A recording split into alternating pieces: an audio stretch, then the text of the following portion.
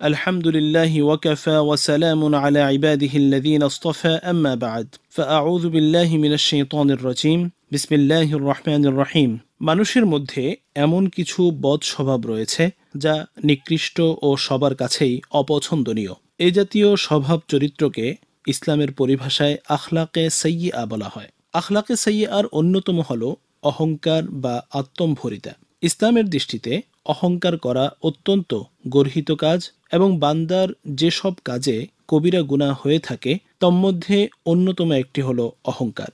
অহংকারের মাধ্যমেই সংঘটিত হয়েছিল দুনিয়ায় প্রথম পাপ। সূরা নাহলের 23 নম্বর আয়াতে আল্লাহ রাব্বুল আলামিন ইরশাদ করেছেন, নিশ্চয়ই তিনি অহংকারীদের ভালোবাসেন না।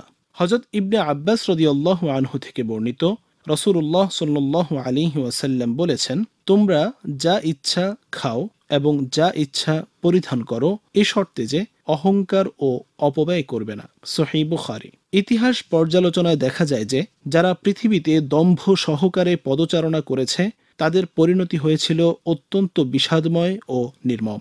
আমরা ফিরআউন, নমরুদ, আবু জাহেল এবং আদ সামুদ জাতির মর্মন্তুদ পরিণতির কথা কম বেশি সবাই জানে। সূরা নিসার 36 নম্বর আয়াতে আল্লাহ তাআলা ইরশাদ করেছেন, নিশ্চয়ই আল্লাহ দাম্ভিক আত্মগর্বিত ব্যক্তিকে কখনো পছন্দ করেন না। আত্মার ব্যাধিসমূহের মধ্যে অহংকার ও আত্মম্ভরিতা হচ্ছে গুরুতর একটি ব্যাধি। অহংকার মানে হচ্ছে নিজেকে অন্যের তুলনায় বড় জ্ঞান করা এবং অন্যকে তুচ্ছ ও নিকৃষ্ট মনে করা। পৃথিবীর ইতিহাসে সর্বপ্রথম অহংকার ও দাম্ভিকতা প্রদর্শন করেছে শয়তান। এর শাস্তিস্বরূপ আল্লাহ তাআলা শয়তানকে জান্নাত থেকে বহিষ্কার করেছেন এবং অধমদের দলে অন্তর্ভুক্ত করেছেন।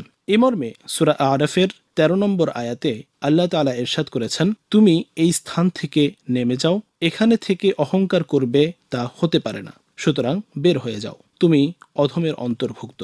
হযরত হারিসা ইবনে ওয়াহাব খুজাই রাদিয়াল্লাহু আনহু থেকে বর্ণিত, নবী সাল্লাল্লাহু আলাইহি ওয়াসাল্লাম বলেছেন, আমি কি তোমাদের জান্নাতীদের সম্পর্কে জানাবো না? তারা হলেন ওই সকল লোক যারা অসহায় এবং যাদের তুচ্ছ মনে করা হয়।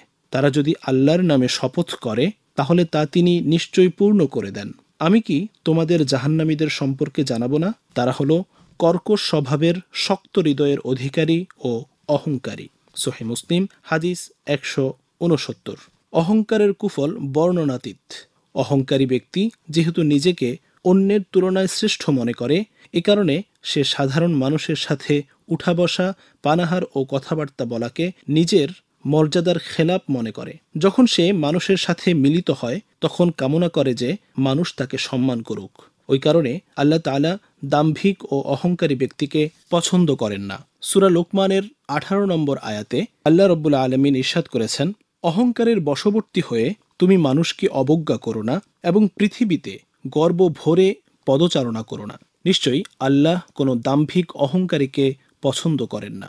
সূরা বনী ইসরাঈলের 37 নম্বর আয়াতে আল্লাহ রাব্বুল আলামিন বলেন, পৃথিবীতে দম্ভ ভরে পদচারণা করো না, নিশ্চয়ই তুমি ভূপৃষ্ঠকে কখনোই বিদীর্ণ করতে পারবে না এবং উচ্চতায় তুমি কখনো পর্বত সমান হতে পারবে না। হযরত আব্দুল্লাহ ইবনে ওমর রাদিয়াল্লাহু আনহু থেকে বর্ণিত, রাসূলুল্লাহ সাল্লাল্লাহু আলাইহি ওয়াসাল্লাম বলেছেন, যে ব্যক্তি অহংকার বশত কাপড় ঝুলিয়ে হাঁটবে, কিয়ামতের দিন আল্লাহ তার দিকে তাকাবেন না। সহিহ বুখারী হাদিস 3465। হযরত আব্দুল্লাহ ইবনে মাসউদ রাদিয়াল্লাহু আনহু এর একটি হাদিস প্রণিধানযোগ্য। রাসূলুল্লাহ সাল্লাল্লাহু আলাইহি ওয়াসাল্লাম ইরশাদ করেন, যার অন্তরে অনুপরিমাণ অহংকার থাকবে সে জান্নাতে প্রবেশ করতে পারবে না। সহিহ মুসলিম হাদিস 169।